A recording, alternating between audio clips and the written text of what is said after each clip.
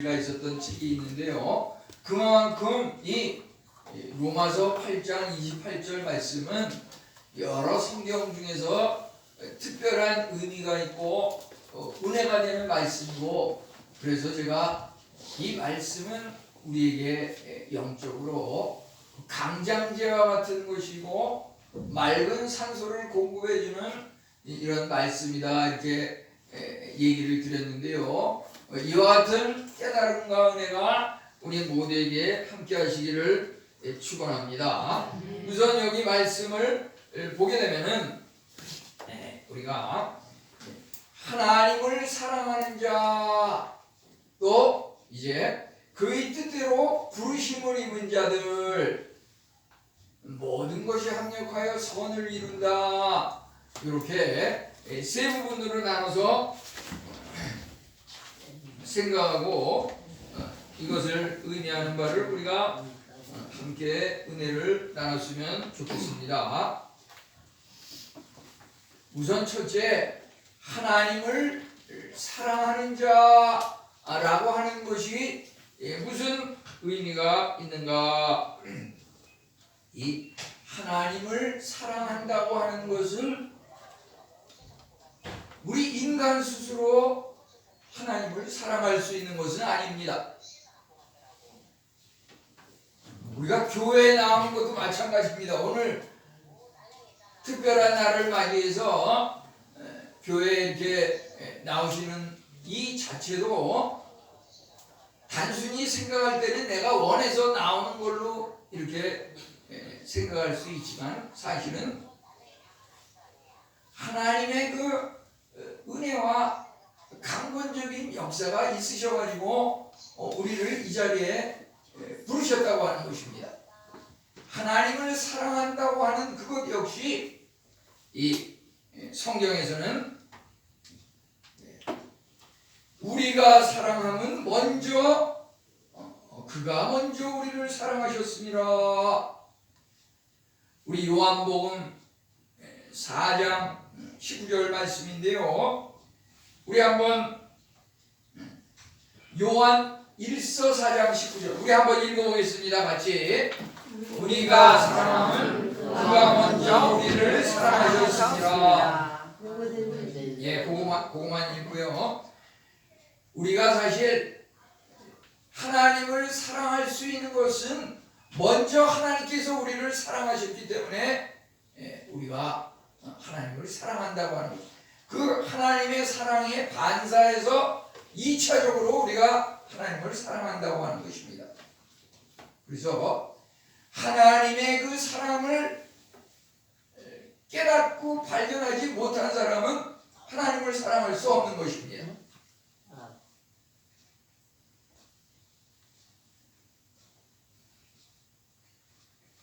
우리가 왜 하나님을 사랑하지 못합니까? 나를 사랑하는 하나님을 깨닫고 발견하지 못했다고 하는 것입니다. 우리 하나님을 정말 우리가 사랑하는지 그것에 대한 그 증거라고 하는 것은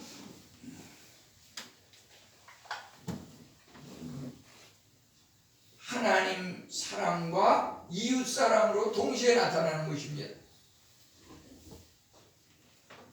하나님을 사랑한다고 하는 것은 하나님은 눈에 보이지 않는 신이기 때문에 내가 과연 하나님을 사랑하는지 사랑하지 않는지 그것을 알 수 없는데, 그것을 알 수 있는 방법이 무엇이냐면 이웃 사랑으로 나타난다고 하는 것입니다. 내가 이웃을 사랑하느냐, 이웃을 사랑하지 않고 미워하느냐, 여기서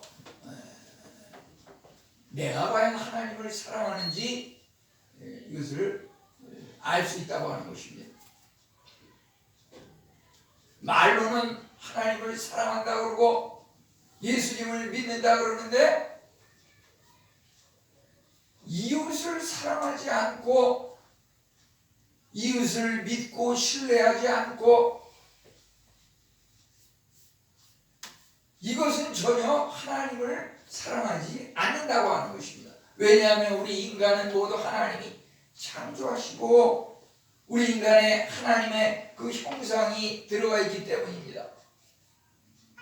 우리가 인간을 사랑한다고 하는 것은 바로 하나님을 사랑하는 것이고,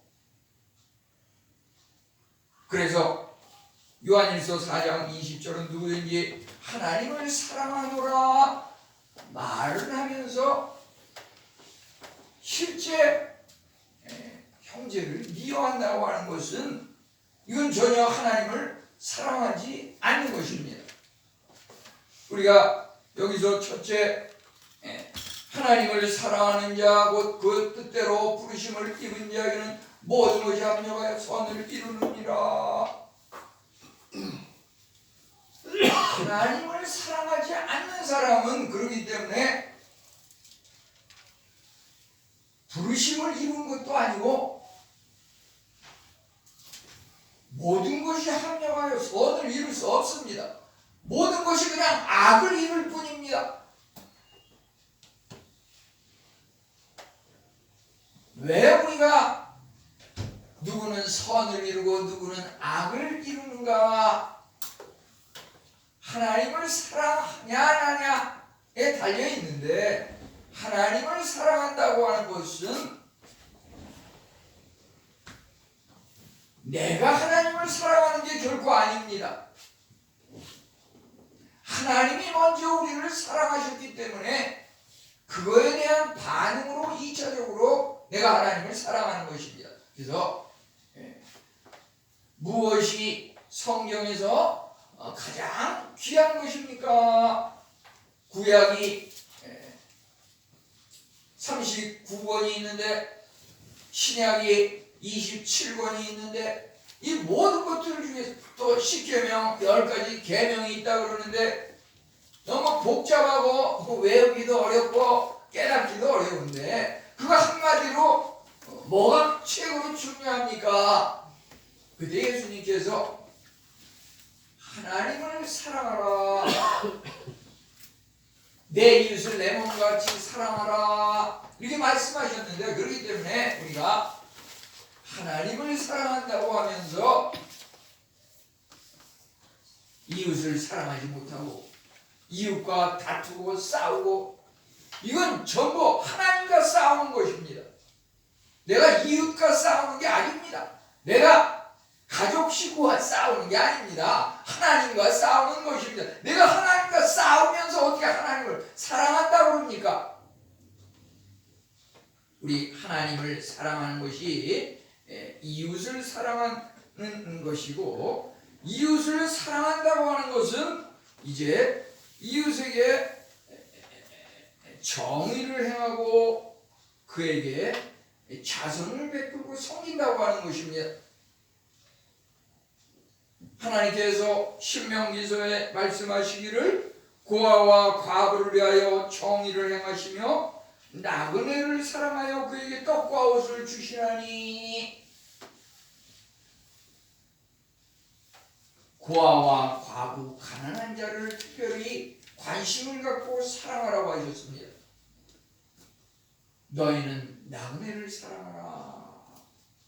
나그네와 행인 같은 너희를 권하노니, 이 이스라엘 백성도 일찍이 애굽에서 노예 생활을 하며 그 이방 땅에서 말할 수 없는 고통을 겪었는데, 하나님께서 출애굽, 그 애굽에서 나오게 하셔가지고 그들에게 구원을 베푸셨는데, 이 모든 것들이 하나님께서 정말 나그네와 같은 자들을 사랑하신 그 본을 보이신 거기 때문에, 하나님을 사랑하는 자는 이웃을 사랑하고 이웃을 섬기는 걸로 나타난다고 하는 것입니다. 우리가 그 속담에 어려울 때 친구가 진정한 친구다 이런 말이 있는데요. 또 중국 속담에, 중국 사자성어 중에서 보면은 우리가 이 술과 음식을 나눌 때는 친구가 1000명이어도 어려움에 처했을 때 친구는 한 명도 없다, 이런 말이 있는데요. 정말 우리가 무엇을 위해서 이웃과 사귀고 무엇을 위해서 교회 나와서 성도들 간에 교제하고 이야기를 나누고 신앙생활을 함께 하는지요. 우리는 정말 내 사사로운 이익을 위해서가 아니라 하나님의 영광을 위하여 이웃사랑을 실천하기 위하여 그것을 해야 한다고 하는 것입니다. 이제 두 번째 보면은 그의 뜻대로 부르심을 입은 자들이다. 그런데 그의 뜻대로는 하나님의 뜻대로입니다. 이제 부르심을 입었다고 하는 것은 마음속에 그 음성을 듣고서 마음속에 그 하나님을 모시는 것입니다. 우선 하나님의 뜻대로라고 하는 것, 하나님이 우리를 구원하사 소명으로 부르심은 우리 행위대로 하심이 아니요 오직 자기 뜻과 은혜대로 하심이라. 하나님께서 우리를 부르신 것은 은혜로 이러한 일이 이루어진 것이고, 내가 또 여기 부르심을 받지 못한 사람, 이 자리에 나오지 않은 사람보다 무슨 어떤 선행이나 공로가 많아서 하나님께서 특별히 불러주신 것이 아니라 은혜로 부르셨다고 하는 것입니다. 이제 마음속에 받아들이는 부르심을 입은 자라고 하는 것은 주님께서 이제 우리의 마음문을 두드리고 계십니다. 80억 인구 온 인류의 그 마음문을 날마다 매 시간 두드리고 계십니다. 부르고 계십니다. 문제는 부르심을 입은 자, 받아들이는 자, 그것이 중요한 것입니다.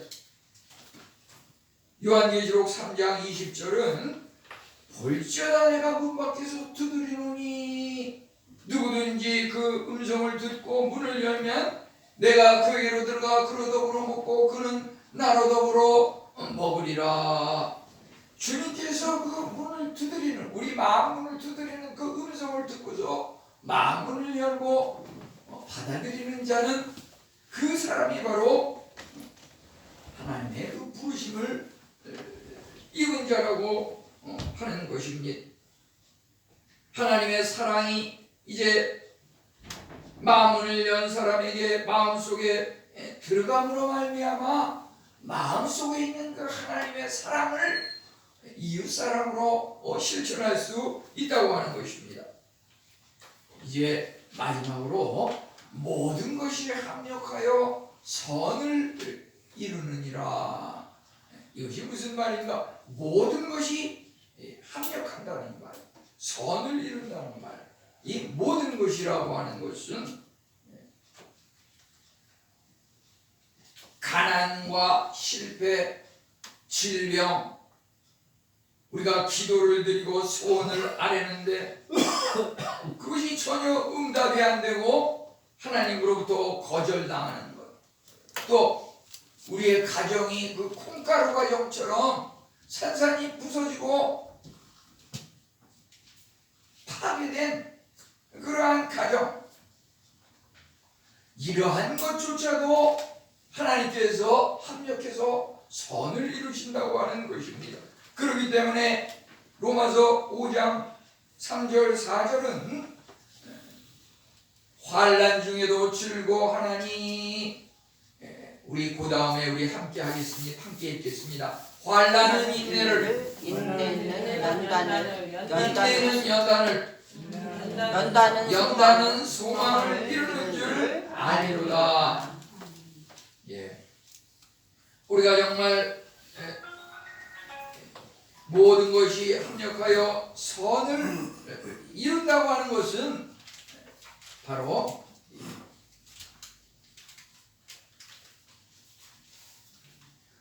환난 중에도 즐거워할 수 있는, 우리가 살아가면서 누구든지 가난이라고 하는 것을 체험할 수 있습니다.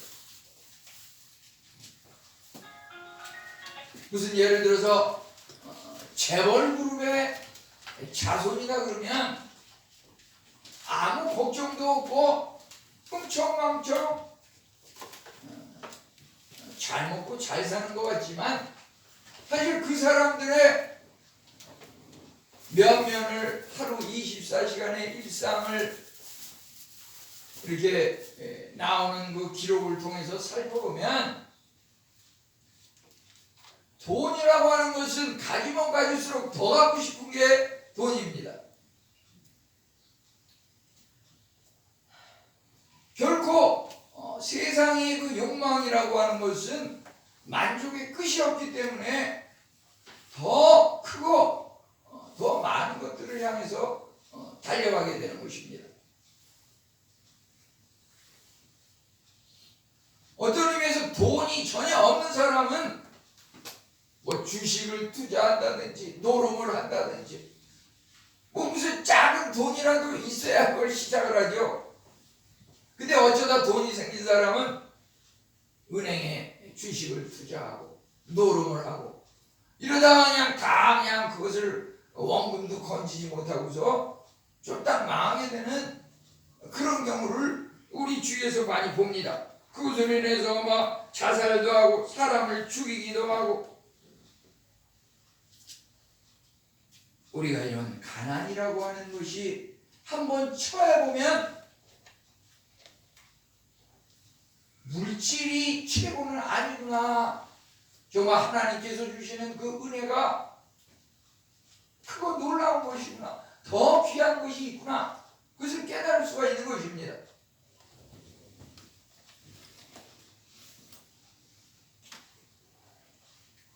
지난주 목요일인가 무슨 수능 전국 시험이 있었는데요. 그런 시험이 있을 때면은 저는 생각나는 것이 어려서 제가 초등학교를 졸업할 때는 중학교 시험이라는 게 있었습니다. 이 광화문을 지나서 그 청운동이라고 하는 쪽에 그 중학교가 있는데 그 중학교 시험을 보려고 갈 때는 뭐 어머님이랑 같이 이렇게 시험을 치러 갔는데 시험을 끝나고서 나오니까 어머님이 안 계시더라고요. 문 앞에. 아버님은 자주 술에 취해가지고 오전에 그렇게 맑은 정신이 아니고 어머님은 또 시장에 가서 장사하기에 바쁘고 이러다 보니까 자녀를 우리를 돌보고 이렇게 살필 그런 여력이 전혀 없으셨어요.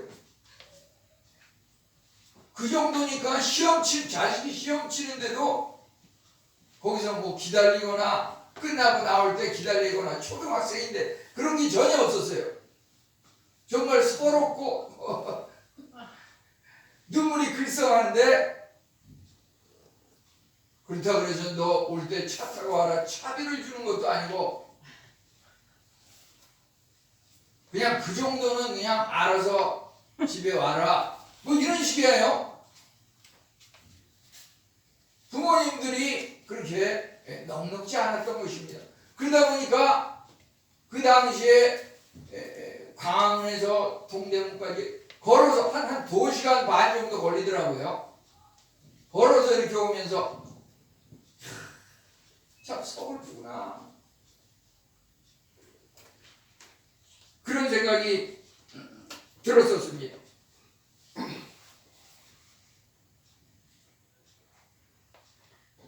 저는 그 당시에 그렇게 그 문 앞에서 어머님이 시험 끝날 때까지 막 기도하고 우리 아이 시험 잘 보게 해주세요. 그런 게 전혀 없으니까 어찌됐든 저는 중학교 시험에 떨어져가지고 재수를 하는 그런 체험을 어려서부터 일찍 매를 맞으라고 일찍부터 경험을 했어요. 그런데 내가 내 인생에서 그것이 실패라고 이렇게 볼 수가 있는데 우리가 실패라고 쓰는 것을 하나님께서는 성공이라고 이렇게 바꾸시는 겁니다. 아멘. 우리가 때로는 또 이익을 많이 받자 흑자다라고 우리가 생각하고 결산하는 그것을 하나님께서는 적자다, 손해 많이 봤다 이렇게 또 바꾸시는 하나님이신 것입니다. 우리는 구약의 그 요셉의 그 일생을 통해서 창세기에 보면은 채색 옷을 입고 부모님이 그 막내만 특히 사랑하다 보니까 형제들이 구렁텅이에 빠뜨리고 그래 아랍 상인에게 팔려가지고 노예로 팔려가서 또 그곳에서 주인 하나님의 억울한 누명으로 인해서 감옥에 갇히고 그러지만 하나님께서는 그 감옥을 왕을 만날 수 있는 왕자로 인도하는 그런 계기로 삼으셨던 것입니다. 정말 요셉이 형들에게 따돌림을 받아서 구렁텅이에 빠지고 노예로 팔려가지 않았으면 아니 요셉이 그 하나님의 그 누명에 억울한 누명을 쓰고 감옥에 갇히지 않았으면 그가 어떻게 총리가 되고 애국과 그 가족 식구들을 모두 구할 수 있었겠습니까? 그래서 요셉은 고백하기를 그 형들 앞에서 창세기 50장 20절에 보면 당신들 그 형님들은 나를 해치려고 했지만은 하나님은 그것을 선으로 바꾸사 많은 백성의 생명을 구원하게 하시려고 하였다고 했습니다. 이제 우리는 미래를 내다봐야 할 것입니다. 우리 집안에 정말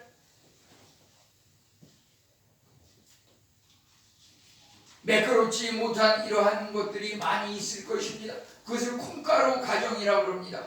예를 들어서 집안 식구들이 다 건강하고 자기 할 일 잘하면서 둥글둥글 매끄럽게 지나가면 시키지만은 사실 그런 가정이 거의 없습니다. 겉보기에는 다 문제가 없는 것 같지만 이야기를 나누다 보면 그 중에 한 명 이상이 꼭 문제가 있습니다. 한 사람이 그러면은 그 식구들 중에서 한 사람만 문제가 되는 것이 아니라 그걸로 인해서 다른 식구들도 총 비상이 걸립니다. 때로는 직장도 못 나가서 그 사람을 돌봐야 되고 질병이 걸린 걸 그 사람이 뭐 취업을 하려다 실패하면은 그 식구들이 온통 다 걱정하고 있는 것입니다. 왜 하나님은 나의 기도를 열심히 신앙생활하는데 전혀 응답이 없는 것일까? 우리는 이러한 장면들을 하나하나만 들여다볼 때는 모든 것이 꽉 막힌 것 같고 실패인 것 같고 절망인 것 같지만 우리는 그 인생을 전부 합쳐가지고 어린 시절, 청년 시절, 노년 시절 그 모든 것을 합쳐서 보아야 하는 것입니다. 단지 그 하나만 볼 때는 형들이 나를 따돌리고 하나님이 나를 버리신 것 같지만 하나님께서는 그 따돌림을 크게 승화해가지고 그것을 오히려 악을 선으로 바꾸고 하나님께서 우리를 귀하게 쓰시고자 그러한 길을 가게 하시는 것입니다. 아멘. 우리 아이가 정말 강변에 가서 배를 문다고 합시다. 그 아이가 왼손과 오른손 중에 오른손이 강하다 보면 노를 젓는데 자꾸 그 노를 절 때마다 오른쪽으로 가고 그러다 보면 그냥 자리에서 뱅글뱅글 돌면서 그 배가 앞으로 가지라는 거예요. 그렇지만 거기에 옆에 아버지가 가까이 계시니까 아이의 왼손을 잡아주면서 왼손과 오른손의 그 균형을 아멘. 맞춰가지고서 노를 젓게 하니까 이제 그 배가 목표 지점을 향해서 순탄하게 이렇게 가고 있는 것입니다. 아멘. 우리가 정말 스스로는 어린아이로고 아무것도 할 수 없지만 아버지의 그 도움과 인도하심이 있다고 하면은 우리는 목표를 달성할 수 있는 것입니다. 우리 여기 모든 것이 합력하여 선을 이룬다고 하는 그 선의 의미라고 하는 것은 고난을 극복하는 능력입니다. 우리가 정말 하나님을 믿는 자는 영접하는 자고 그 이름을 믿는 자에게는 하나님의 자녀가 되는 권세를 주셨나니 하나님을 아빠 아버지라고 우리가 모두 부를 수 있는 그런 특권을 주었습니다. 우리 아멘. 로마서 8장 15절 함께 읽어보겠습니다. 하나님을 하나님 아빠, 아버지라고 부르짖느니라.